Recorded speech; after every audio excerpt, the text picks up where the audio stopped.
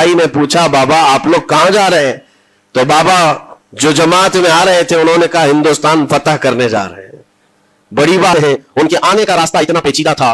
वो सन 583 की बात थी, 583 हिजरी चल रही थी, जब आप हरम काबा से निकलकर मदीने तैयबा जा रहे थे। उस वक्त आपकी उम्र तकरीबन 45 साल के आसपास की थी। निहायत इबादत गुजार, तकवा शिआर, 20 साल अपने पीर मुर्शिद की खिदमत करके वो हरम काबा में पहुंचे थे। 20 साल के बाद जब मस्जिद नबवी में गए तो अजीब सी कैफियत थी। सलाम किया रसूल पाक सल्लल्लाहु अलैहि वसल्लम के दरबार में, तो जवाब कब्र अनवर से आया, वालेकुम सलाम या मुइनुद्दीन शेखुल बर्र वल बहर। ऐ मुइनुद्दीन तुझ पर मेरी सलामती हो, अल्लाह की सलामती हो जो खुशकियों का भी और तरियों का भी तुझे इमाम बनाया गया है।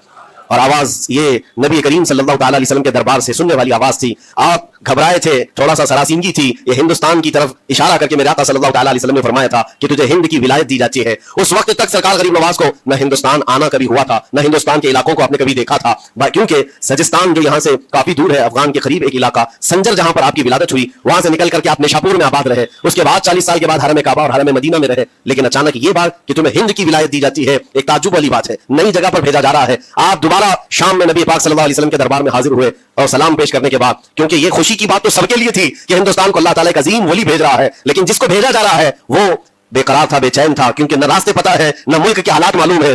बारगाह मुस्तफा सल्लल्लाहु अलैहि वसल्लम में दोबारा जब हाजिरी हुई, अर्ज किया आका आपका हुक्म, उसकी तामील के लिए बंदा हाजिर है, लेकिन ना ये फकीर हिंदुस्तान के रास्ते देखा है, ना वहां के हालात मालूम है। हुजूर पाक सल्लल्लाहु अलैहि वसल्लम के दरबार में ये अपनी बित्ता सुना रहे थे, दास्तान गम सुना रहे थे। गुनूद की तारी आ गई, यानी नींद सी कैफियत आ गई। और बारगाह रसूल सल्लल्लाहु अलैहि वसल्लम में एक दीवार पर टेक लगाकर जैसे ही आपकी आंखें बंद हुई, रसूल करीम सल्लल्लाहु अलैहि वसल्लम तशरीफ लाए और इशारा फरमाकर पूरे हिंदुस्तान के नक्शे आपके सामने खोल कर रख दिए। और फिर गरीब नवाज को यह बताया भी किस जगह से तुम्हें सफर करना है, कैसे तुम्हें जाना है और कहां तुम्हारा मस्कन होगा। सरकार गरीब नवाज फरमाते हैं उस एक ख्वाब में मैंने रसूल करीम सल्लल्लाहु अलैहि वसल्लम के हाथ में अजमेर के पहाड़ भी देख लिए, वहां के किले भी देख लिए थे जो मौजूद थे। और उसके बाद फिर किस बात का खौफ है, किस बात का डर है? जिन्होंने रास्ते बताए हैं वो हादी रसूल, वो हादी आलम है, नबी पाक सल्लल्लाहु अलैहि वसल्लम आए हैं पूरी कायनात को रास्ता दिखाने के लिए। और जिन्होंने गरीब नवाज को हिंद का रास्ता बताया हो, फिर डर किस बात का? जब आप बेदार होते हैं तो अपने साथ 40 कुतुब उस औलिया इकराम की जमात लेकर मदीने तैयबा से सफर के लिए निकले थे। मेरे अजीजों, अब बात यहां आती है, इसीलिए मदीने तैयबा से ये पूरा प्लान हुआ है, मदीने तैयबा से भेजा गया है, मदीने तैयबा से प्लेसमेंट हुआ है। इसी वजह से आज तक तारीख गरीब नवाज को अताए रसूल कहती है।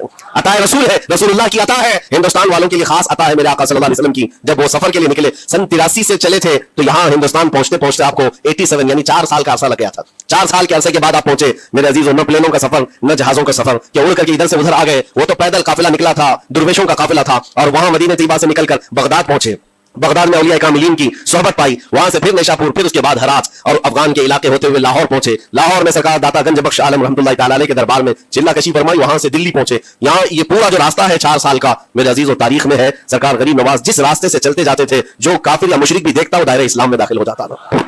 नूर इलाही, नूर वहदत का टुकड़ा आपकी जबीन अक़दस पर ऐसा चमकता था कि लोग जो आते वो फिर आपकी सोहबत से दूर कोई जाता नहीं था। दिल्ली में जहां आप आए, एक अजीब इत्तेफाक है, उस वक्त खाने राव एक बड़ा राजा था, उसका किला था, उसके सामने ही आपने पड़ाव डाल लिया। सरकार गरीब नवाज रज़ियल्लाहु तआला अन्हु की ये दास्तान, ये तारीख, वहां पर आपने अपना पड़ाव डाल लिया। और इन बुत परस्तों के लिए बड़ा पेचीदा मसला था कि एक दुर्वेश आया है। एक बात मैं आपको बताऊं, ये जो तासुबात फैला हुआ, ये जहर फैला हुआ, ये आज का नहीं है, ये बाप दादाओं के पुश्त में भी इनके मौजूद रहा है।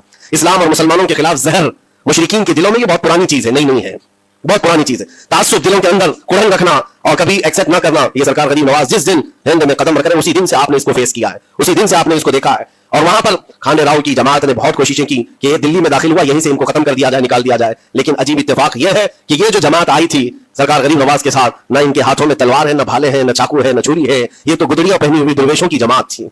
गुदड़ियां पहनी हुई दुर्वेशों की जमात जो झोले में सूखी रोटी रखते थे और पानी में भिगोकर खा लिया करते थे। इनके पास न कोई हथियार है, न कोई सामान हर्ब, सामान जंग है। इनको निकाला जाए तो किस बात से निकाला जाए, हिम्मत भी ना होती थी। यहां तक कि जो आपको वहां से जाने की बात करने के लिए आता था, थोड़ी देर महफिल में बैठता और खड़ा रहता और कलमा पढ़कर फिर मुशर्रफ इस्लाम हो जाता था। दिल्ली के अंदर एक दिन के अंदर 1000 लोग इस्लाम में दाखिल हुए थे। सरकार गरीब नवाज रज़ियल्लाहु तआला अन्हु ने तलवार से इस्लाम में दाखिल नहीं किया है, ना ही किसी को डरा धमका करके। वो सूखी रोटी खाने वाले किस बात से डराते लोगों को? उनके पास कौन सा एटम बम था? यहाँ मौजूद जो राजे महाराजे थे, उनके पास फौज भी थे, हाथी भी थे, घोड़े भी थे, सब कुछ था। लेकिन आने वाला मर्द कलंदर क्या लेकर के आया था, तारीख में बताया जाता है। ये वो जमाना था जब शिहाबुद्दीन गौरी हिंद के ऊपर हमले करके यहाँ पर आने की कई मरतबा कोशिश किया। ये अफगान का बादशाह था शिहाबुद्दीन गौरी, जब हिंदुस्तान पर कई मरतबा हमले करके नाकाम लौट रहा था, बीच रास्ते में इन फकीरों की जमात से बादशाह की जमात की मुलाकात हो गई। सिपाही जा रहे थे शिकस्त खाकर और ये दुर्वेशों का काफिला इधर आ रहा था। देखा पहचानी सी सूरतें लगती हैं, जाकर के एक सिपाही ने पूछा, बाबा आप लोग कहां जा रहे हैं? तो बाबा जो जमात में आ रहे थे उन्होंने कहा हिंदुस्तान फतह करने जा रहे हैं। बड़ी बात है, गुदड़ियां पहने हुए, पैबंद लगे कपड़े हैं, छोलियां लटकाए हैं। और उसने देख करके क्या कहा, हमारा सिपाही ने कहा, ये देखते हो हमारे बादशाह की फौज है। इसमें हाथी घोड़ों की तादाद देखो, जरा सामान्य जंग तो देखो, इसमें नेज़े तलवारों की छनक तो देखो, और आप ये चंद फकीरों की जमात लेकर हिंद फतह करने की बात कर रहे हैं। तब सरकार गरीब नवाज के कानों में आवाज आई तो आपने कहा उससे कह दो फर्क यही है, तुम जब लड़ने के लिए जाते हो तो यही हाथी घोड़े और तलवारों के भरोसे जाते हो, मोइनुद्दीन सिर्फ अल्लाह उसके रसूल के भरोसे जा रहा है।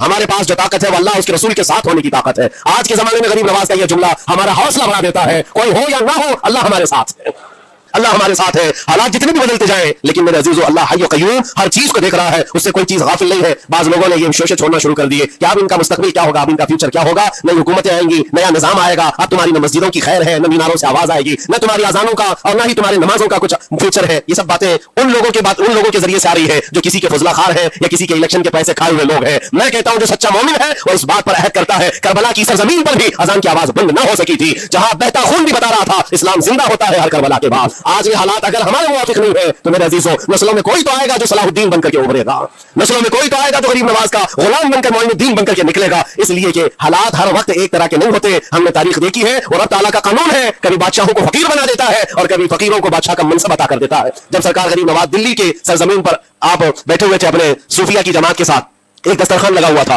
दस्तरखान लगा हुआ है, औलिया इकराम की जमात है, एक दूसरे से बातचीत कर रहे हैं। दिल्ली में उस वक्त हालात अजीब थे। एक छोटा सा लड़का जिसकी उम्र 13 या 14 साल की नहीं होगी, वो अपने हाथ में खटोरी और एक तीर और तरकश लेकर के सामने से जा रहा था। औलिया की नजर उस पर पड़ी, सरकार गरीब नवाज ने नजर उठाकर देखी। आप सामने से मजमे से जाने वाले बच्चे बहुत सारे होते हैं, कोई आया गया, लेकिन गरीब नवाज ने नजर उठाकर देखा और फिर सूफिया की जमात से कहा कि देखना ये कल दिल्ली का बादशाह बनकर के निकलेगा, हिंदुस्तान की पूरी सल्तनत इसके पास होगी। तारीख में मौजूद है गरीब नवाज की जुबान से निकला हुआ ये जुमला, वो लड़का कोई और नहीं था, सुल्तान शमसुद्दीन अल्तमश, जो हिंदुस्तान का ताकतवर बादशाह बनकर के निकला था। अब वो जिसको चाहे नवाज दे और जिसको चाहे उठा दे। अजीजा निगरानी वकार, हमारे इम्तिहान की घड़ी चल रही है, हमारे हालात अभी यानी बैक की तरफ अगर जा रहे हैं तो इसका मतलब ये नहीं है कि खत्म हो गए। हम ये देखते रहेंगे, अल्लाह ताला की मदद का इंतजार भी करेंगे। हमारे साथ जो कुछ भी जुल्म हो या नाइंसाफी हो, हर एक चीज के लिए हम इतना ही कहते हैं ये वक्त भी गुजर जाएगा, रात हमेशा नहीं होती, सुबह का उजाला जरूर आएगा, सुबह का उजाला आएगा। अजीजा निगरानी वकार, सरकार गरीब नवाज रज़ियल्लाहु तआला अन्हु का वो जुमला याद रखो, हम अल्लाह और उसके रसूल के भरोसे जीते हैं, अल्लाह और उसके रसूल के भरोसे जीते हैं। ताकतें कुव्वतें या तख्त और ताज हमारे मुखालिफ हो जाए तो ये नई बात नहीं है, इस्लाम के साथ ये हर बार होता रहा है, इससे पहले भी हुआ है। हालात हमारे मुखालिफ रहे, औलिया कामिलीन की जमातें देखिए, अहले बैत अतार, रसूलुल्लाह की आल, इतने में आपको शहादत के वाकयात अगर बता दूं, आपको तो सिर्फ एक करबला मालूम होगा, एक करबला सुना होगा कसरत से, लेकिन जानते हो रसूलुल्लाह की आल में से कई ऐसे साहबजादे हैं जिनको जेलों में एक साल नहीं 7 साल 8 साल तक बंद रखा गया। इमाम मूसा काजिम रज़ियल्लाहु तआला अन्हु को 7 साल तक जेल में रखा, जंजीरों से बांधा और जहर देकर के उनको शहीद किया गया है। हज़रत इमाम मोहम्मद बिन हसन अस्करी 20 साल तक जेल में काटे हैं। ये रसूलुल्लाह के घर वालों की बात कर रहा हूं। सैयदना ज़ैद शहीद जिनको सूली पर चढ़ा दिया गया था, ये इमाम हसन मुज्तबा की औलाद में से है। ये सारे खूनी दास्तानें यहाँ इस्लाम की तारीख में मौजूद है। जब इस्लाम उस वक्त नहीं रुका तो अब क्या खाक रुकेगा? इस्लाम अब नहीं रुकना है, कयामत तक इसकी हिफाजत अल्लाह करीम फरमाएगा, अल्लाह करीम फरमाएगा। हम जैसे आएंगे और चले जाएंगे, लेकिन इस्लाम को फलना फूलना है, ये फलता फूलता ही रहेगा इंशाअल्लाह। आपकी जिम्मेदारी इतनी है, आपकी इतनी जिम्मेदारी है, हालात देख करके बच्चों को ये ना कहना कि बेटा आप जैसे हालात चल रहे हैं वैसे ही चलते रहो, नहीं, अपने बेटों को तरगीब देना कि बेटा आज हम इम्तिहान की घड़ी में है, कल अगर अल्लाह ने हालात अच्छे कर दिए तो याद रखना जिस जगह बुतकदे बने हमारी मस्जिदों को तोड़कर इंशाअल्लाह वहां से अजान की आवाज फिर से गूंजेगी, अजान की आवाज आए। ये बच्चों को नसीहत होनी चाहिए, हमारी तारीख मिटाने से मिटती नहीं है, एक दौर आएगा फिर जब अल्लाह करीम चाहे तो ये तारीख खुल करके लोगों के सामने आए। हम किसी पर जुल्म करने की इजाजत हरगिज नहीं देते, और साथ ही इस्लाम ये भी कहता है जुल्म हो जाए तो सहने की इजाजत भी नहीं है। आपको हक बात बोल कर जाना है, हक बात पहुंचा करके जाना है। बोलने में क्या है, हमारी जुबान काटी जाएगी, हमारी गर्दन मारी जाएगी, लेकिन हक बात की हिफाजत नस्लों तक मुंतकिल करना अल्लाह करीम की तरफ से बहुत बड़ा इनाम है, इसका बहुत बड़ा इनाम है। ये तो हम कर ही सकते हैं, हमारी नस्लों को ये बात बताएंगे इंशाअल्लाह नज़ीर। ये गरीब नवाज का हिंदुस्तान कल भी था, आज भी और हमेशा रहेगा इंशाअल्लाह। सरकार गरीब नवाज का फैलाया हुआ ये कभी फूंक के फूंकों से बुझाया तो नहीं बुझाया जा सकता। आप दिल्ली की सरजमीन से जब अजमेर मोहल्ला पहुंचे थे, ये तकरीबन 7 महीने का सफर था गालिबन। इस सफर के दौरान कई हजार लोग इस्लाम में दाखिल हुए थे, और आपको उसके बाद की तारीखी हालात मालूम है। जादूगरों ने मुकाबला किया, राजाओं महाराजाओं ने बादशाहों ने मुकाबला किया, और फौज ने मुकाबला किया, न जाने कितने लोग। एक बार तो ऐसा हुआ कि अन्ना सागर के उस पहाड़ी पर आप जिक्र में मशगूल थे, राजा ने कई मरतबा ये सोचा कि इनको मार करके या किसी तरह से भगाएं, लेकिन जब नहीं हुआ तो राजा से किसी ने कहा ये मंत्र वाला कोई फकीर है, इसका तौर मंत्र वाले से ही होगा।